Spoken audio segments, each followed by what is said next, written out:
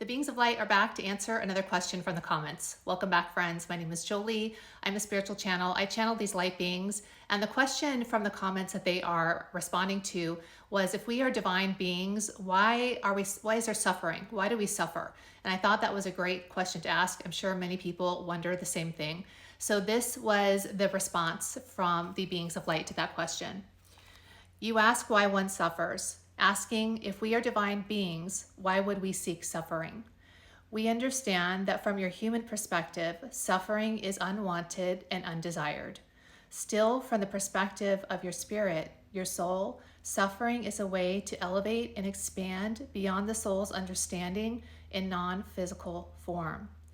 Physicality creates many opportunities for the soul to grasp valuable lessons not created in the spirit realm.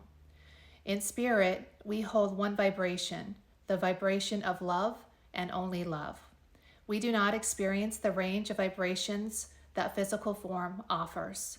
Therefore, the soul desires to experience all, the positive and what you deem negative experiences.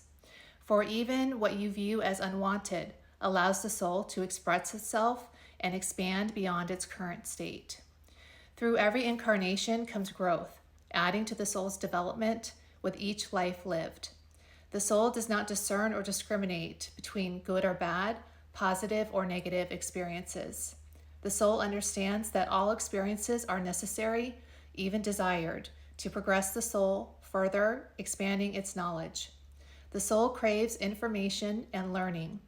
The process of being physical allows the soul a hands-on learning experience. The soul is never worried or concerned that it will suffer, become distressed, damaged, or come to an end. The soul has chosen difficult experiences from the human perspective. The soul views difficult experiences as a fast track, accelerating one's growth. The soul is merely collecting data and information to take back to the source, to reflect upon and ponder, and then to discuss how the next incarnation could be expanded and built upon from that which was collected from the physical experience. Through the process you label as suffering, many find themselves coming to the awareness of the strength and power they hold within, understanding the value the experience held, looking back upon the experience, knowing that their understanding is far more evolved, having had the experience than without it.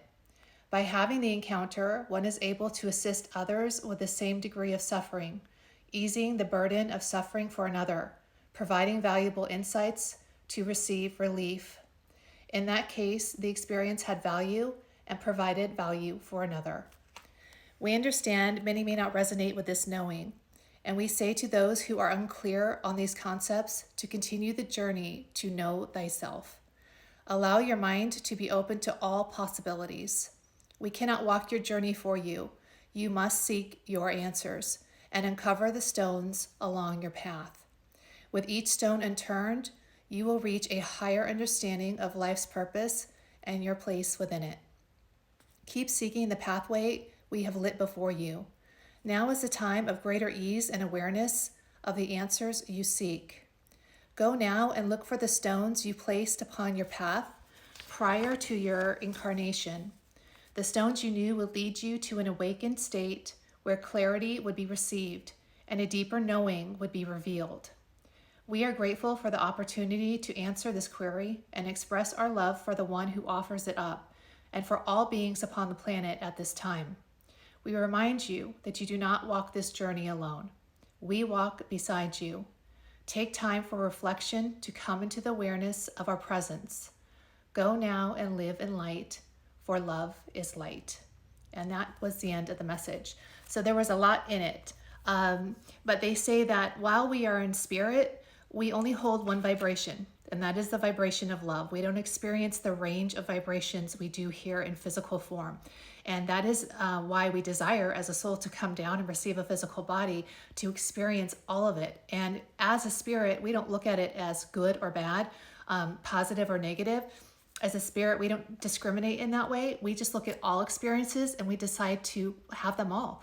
We think it's amazing when we are in spirit. And I know when we get here in physical form and we're in this physical experience, We forget all those things. And so we do look at things as being negative or suffering or very upsetting. But the soul does not view those experiences in that way. They view it as just a learning opportunity. So they say that the soul is developing with each life lived, and that the soul is never deems anything as suffering. They isn't worried that it would suffer, that it could suffer, and it isn't worried that it will come to an end, that the soul may end.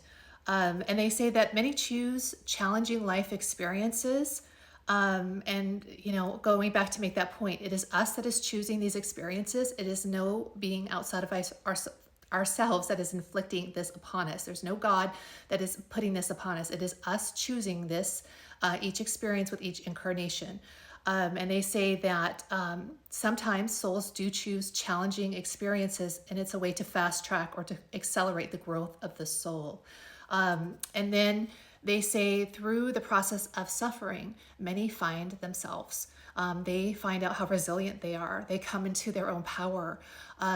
They find out how truly capable they are. And through that process, they are able to assist others who are maybe suffering with the same thing. So it is beneficial not only to themselves, as we all go through challenging situations, and we look back on our life and see how far we have come, what we have learned, and how far we've grown. And even though the situation wasn't necessarily wanted, we learned a lot from it, and it helped us to expand and grow. And so this is exactly what the soul does. They want to have these experiences to expand and to grow as a soul. And they say that through the process, we are able to assist others, to ease the suffering of others, because we've gone through it ourselves. And we can be there for others as well, to maybe ease the suffering for them, because we've already done it. We've gone before them, and now we have guidance that we can offer them to ease their suffering. And they say that they know that some of these concepts, a lot of these concepts are new for many people, and they probably have a lot of questions. And so they are saying that they encourage you to have an open mind and to seek out your answers. And you're not going to get everything out of one message from the beings of light. There are many amazing teachers out there. Go seek them out. If you want to know who they are, I can drop some in the comments. Some amazing teachers that I've loved over the years that have helped me to arrive at this point. But they're saying seek them out. They also say that you have placed many stones along your path prior to coming into this incarnation, like breadcrumbs, right? To help you awaken. So, and as you overturn these stones, it will help you to come into clarity and into an awakened state, to understand your life's path and purpose. What is the purpose of life? What are we doing here? And what is your place within it? So they are saying that now is the time, and they're saying that it's easier than ever now to find this information and to understand it. They say take time for reflection, to know that they are with you, to feel their presence. So there's a lot in this message. I will post it so you can read it. I like to read the messages. But wow, powerful message, really great question. I know we could go on and on. There's so much in here, but thank you for bringing that question forward. And I hope that this gives you a little bit of clarity, but they're saying keep seeking. There's a lot of information out there. It's out there for you to find. Thank you.